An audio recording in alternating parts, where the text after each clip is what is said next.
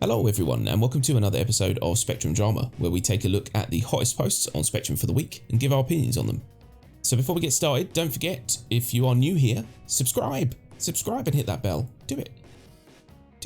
And don't forget to hit that like button if you are indeed enjoying our content, and get in that comment section and let us know your thoughts and opinions on these posts. But without any further ado, let's get started.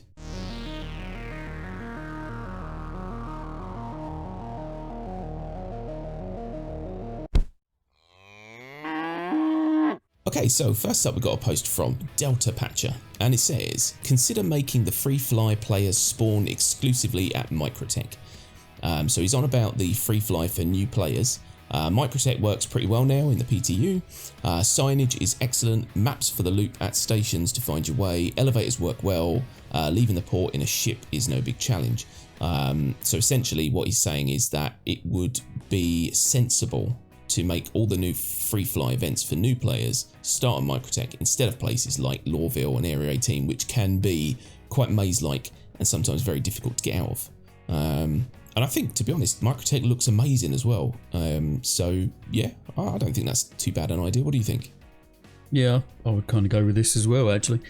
Having new players, as we found out when we had a good friend of ours try to play the game, spawning at Lorville, or even Area 18, and then trying to find the Expo Centre is going to be a bad time for anyone who's never played Star Citizen before in their life. Yeah. So, yeah, spawning directly on MicroTech in New Babbage, all you got to do is jump on a train and you're at the Expo Centre straight away. I think it's a very valid idea, and CIG, do it. Do it now. Do it. Yeah, definitely. I mean, even I think had trouble finding the Expo Centre when it was maybe not the last one, the one before, and because it was you had to kind of go down a corridor past where you'd go for your ships, turn left, and there was a random elevator with no sign, and it was kind of it was pretty poor. So yeah, I think it does make sense, and especially for new players, because if you're trying to draw in new crowds, and like you said, we've been through this with our Noobs in Space video, where our friend desperately tried to do anything in Star Citizen and just struggled because there's not much help. I think the hints do help a little bit, but they won't get you around. So yeah, making it as easy as possible, it does make sense. Yeah, it might cause some loading issues if they have the whole server spawning at MicroTech, but it's got to be better than the alternative of players asking in general chat how to find the expo. Yeah. How do you even start to answer that kind of question? No, it'd be impossible to give those kinds of guides. First question: where are you? I don't know. Okay, I give up. I'm in space. There's nothing else you can really do. How do I find a ship? Like, oh god, here we go again. Yeah. It's just a pain in the ass. But yeah, I think it would be good if they could have like an option when you first create your character. It says, "Are you a new player?" New player says yes. It spawns them on MicroTech. Yeah. Easy peasy.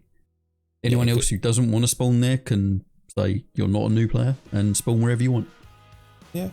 It's got to be an easy way of doing it. So yeah, I agree. I think if anyone out there who has some power is watching, definitely take this into consideration, because I think that it would help. And I tell you what, it would be interesting if everyone clicked new player and we see what it's like to have 50 people in one place, because that doesn't happen very often now unless there's an event on, so yeah, it would be interesting. Cool, so next up we've got a post from Prometheus, and it says, please stop with nonsense armours. Now we've covered a similar topic to this sort of recent-ish, but basically, yeah, I mean, he's kind of point here where he says, looks to me that out of inspiration, or perhaps too much inspiration, the devs are taking out more and more strange armours that are totally unrelated.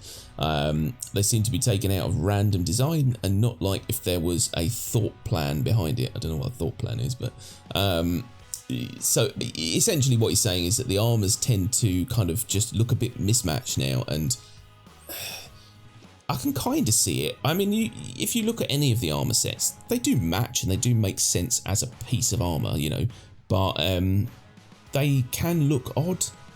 I don't know. Maybe it's just me. Some of them can. Some of the helmets I find look very odd. Yeah. I've got a set of those Claudio helmets, which have this big kind of mohawk thing on top of the helmet, which looks kind of cool if you're wearing heavy armor. But if you wear anything else apart from heavy armor, it just looks weird. Giant head. This really massive head. It's just really odd.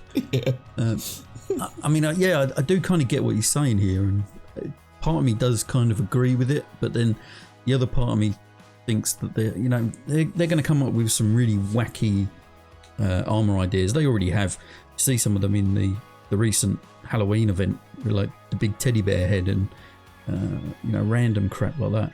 Yeah, they're going to do it, and it's kind of in their interest to do it as well, because they can sell this stuff for like $4 or $5 each, and people buy it. So from a monetary side, it's not a bad idea, but yeah, from the actual people that want the full realism in the game, it's a bit of a put off. Yeah, definitely. And he's got a thing down the bottom of the post where he kind of compares what he calls a properly designed work suit, which is concept art from the Leviathan movie, to their work suit. But I don't think it's necessarily fair to compare some concept artwork to a physical, albeit digital piece of armor. But I mean, I think that generally, I think they've done a really good job on pretty much all the armour in this game. I just think that there are some parts of armour which just look like odd maybe for fashion's sake rather than function a lot of the time. And like you said, sometimes you get this weird mishmash where you've got this, like a giant head or, the outdoor suit, whatever, I can't remember what it's called now. That is cool in itself.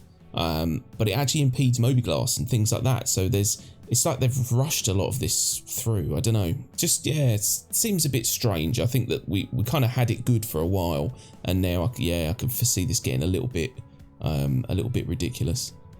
What I don't understand about that Nov Cave armor, is that what it's called? I can't remember now. Nova Chop. Something like that. The cold armor suit. Yeah. I don't understand why it's in the menu it comes under undersuit. Yeah. Why is that? Yeah, because it doesn't require an undersuit or something like that. Are you naked under that? I don't understand it. It's just a bit weird. You would have thought that would be a full armor piece in it of itself rather than classed as an undersuit. It's a bit weird. The other thing that kind of annoys me is when you pick two pieces of armor the same color, but when you put them on, they're kind of different shades, and it doesn't match correctly. It's quite frustrating. Yeah, definitely. And the way that they've done certain sections of the armor, you kind of, I don't know. Sometimes it just feels a little bit like, especially with the lighter armor, that it's almost too light. There's almost sections of you, like I'm talking the vital sections, like for example the inner thigh. Which, let's face it, that's where your femoral is. You'll die if you get shot in that. And it's got no armor on it and silly things like that. And I just think, did they not think that through when they were designing these? Protect your core, protect your solar plexus. These sorts of things. It's a bit weird. Yeah, you'll notice that a lot on the light armors. It covers the sort of chest area, but the sort of lower abdomen, there's nothing there. There's no protection whatsoever. Which, I agree. That's kind of strange, really. Yeah, it's very odd. But I mean, all in all, I think that they do a very good job with the armors, and I think that they've done a good job at kind of making a lot of different armor sets. But I do hope they don't go sort of too mad, and especially too crazy trying to copy, like he's got here a picture of, I mean, that's not quite the same, the picture at the top of the post compared to the armor set, but trying to kind of mimic things that you see in other sci-fi films. I just hope they don't go down that route. I'd like to see sort of original and kind of, they don't have to go too big and too crazy either. Most armor should just be functional and work. They've shared some really good concept artwork of some armors, like the bounty hunter armor, and I think there was another couple. which actually looked pretty good, and I think they were on the roadmap at one point, but they kind of went missing. It would be really good to see those back. We do have a mystery armor coming in 3.12, and they haven't revealed what it is yet. So yeah, interested to see what that's going to be. Yeah, definitely. Well, let us know what your thoughts are on armor in the comments, because it is interesting to kind of see what other people think. I mean, we're of the mind, kind of maybe keep it a bit more simple, not quite so gaudy. But what do you guys think? Do you like all this weird and wacky stuff? And apologies if you've heard some explosions in the background during the recording of this, but for some reason people are still using fireworks a week after fireworks night. So stop selling explosions to kids, people. Okay, so next up we've got a post from Shui, and it says, please make the MSR NightRunner paint a flare that we can apply or remove in game.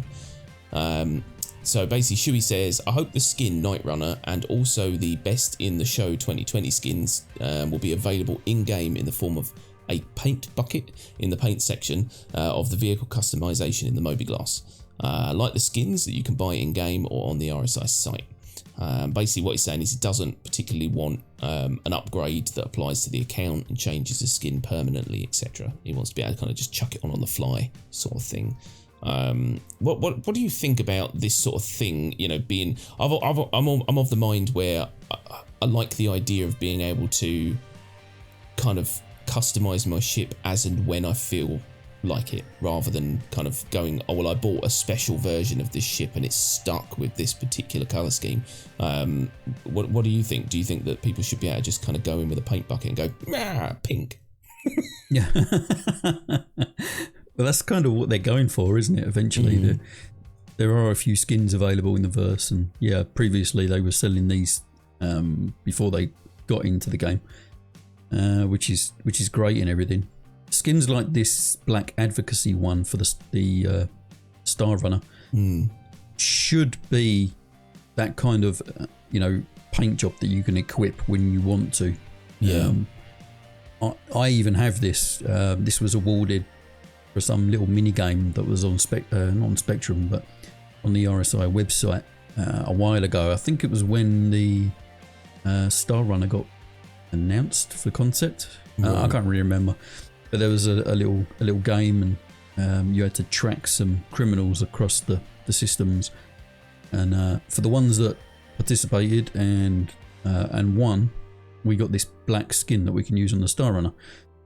I'm quite looking forward to getting a Star Runner and using this skin on it. But yeah, I'm with Shui on this, because if I have to upgrade my ship to this black paint and then I can't take it off ever again, that is not the best idea. No. Yeah, I very much would appreciate this as an equipable paint like the ones they've got in the shops now. Yeah. I mean, for me, I mean, that is like, if someone said to me, describe your perfect date, it would be that. It would be that Mercury Star Runner in that colour. That is a sexy, sexy ship. That is pretty sexy. Isn't it? God damn, that is a sexy ship. I can't stop staring at it. I want to be inside it. Yeah, I mean, definitely, let's say that you have that skin on it, you love it, you're driving it around, you're like, look how sexy I am. And then a year later, you're like, yeah, I know I'm sexy, but I'm bored of being sexy now. I want to be, I don't know, an ogre. I don't know. Yeah. I want to be green.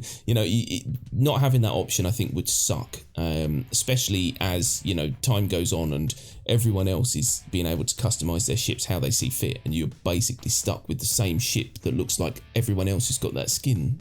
So yeah, I definitely think that it does need to be something that you can choose to not have. Kind of on and off as you see fit, but goddamn, it's a sexy ship. Yeah, that's the problem with these best in show skins that we got last year. This was last year Expo, and there was a bunch of ships which got this treatment. It's got like a pink stripe down it and stuff. Yeah. But the problem is that when you apply it to your ship, you can't get it back off again. That's it. You're done. Yeah. And I think they kind of run themselves into a bit of a corner on this one, because they released this feature of changing the skin on your ship before they had actually finished implementing the mechanics to be able to swap and change as you like. Yeah. So everyone who got these best in show skins and put them on, they're stuck with them now. And I'm sure there's a few of them kicking themselves saying, I wish I hadn't put that on now. Yeah, definitely.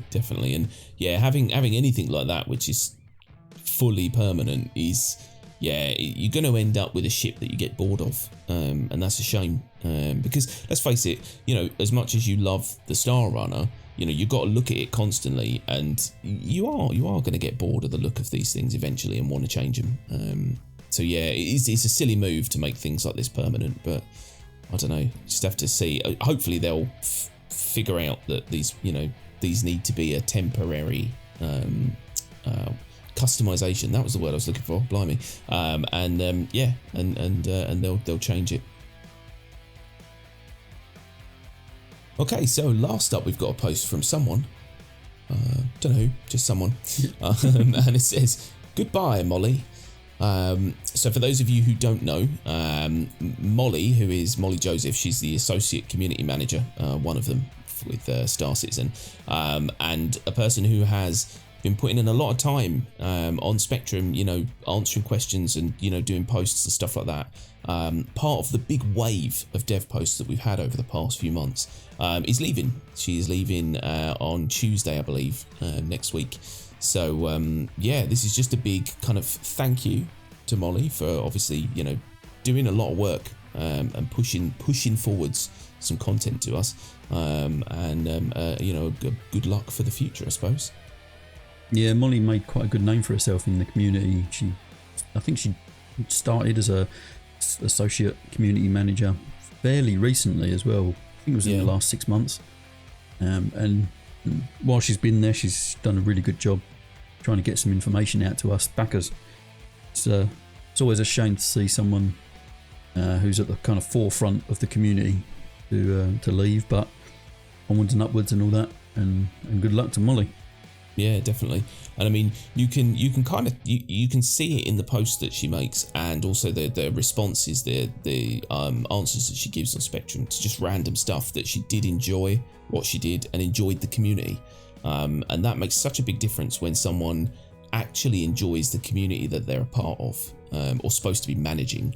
I'm sure it makes it an easier task. But definitely not an easy task managing us, because we are an unruly community. Yep. Molly's actually, I believe, the 5th person to leave CIG within the last 6 months or so. Yeah. There's actually been quite a few. I'll try and name a few here. So we got Bruno William. He was part of the UI team. He's left.